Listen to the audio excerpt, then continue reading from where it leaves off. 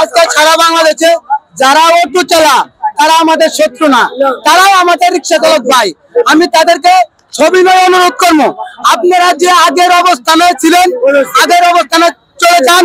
বাংলা রিক্সারা রাস্তা অবরোধ করে মিছিল আর করবে না, কারণ দেশে বন্যা কবলিত এখন মানুষ দুর্ভিক্ষের ভিতরে আছে।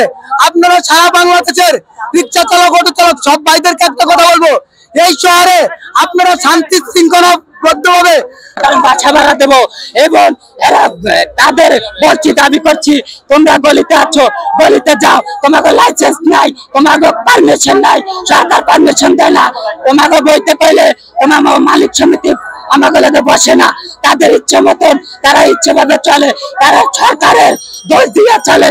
সরকার বলে পারমিশন দিয়েছে, সরকার যদি পারমিশন দিয়ে থাকে তাহলে আমাদের সমাধান সরকারই করবে। আমাদের আর দাবি মিডিয়ার কাছে এইটাই যে সরকারের কাছে জানি আমাদের কথাগুলো সব তুলে ধরে, আমাদের আর কিছু বলার নেই। যেভাবে ছাত্র জনতার সাথে কাঁধে কাঁধ মিলে যেভাবে আন্দোলন করেছিলেন, এই দেশটা সুশৃঙ্খল শান্তিভাবে আপনারা সবাই একত্রিত হয়ে সুন্দর পরিবেশে চলেন।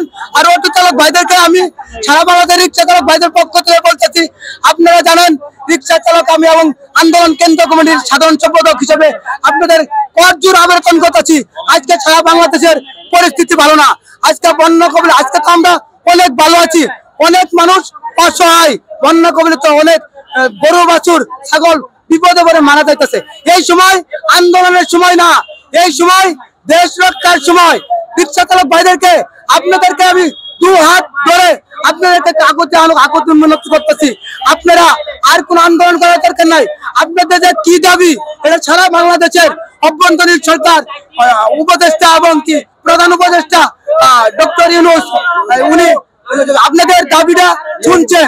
আপনারা দেখেন সময় মতো আপনাদের দাবি উনি আপনাদের দাবিটা শুনছে, আপনাদের দাবি মানবে।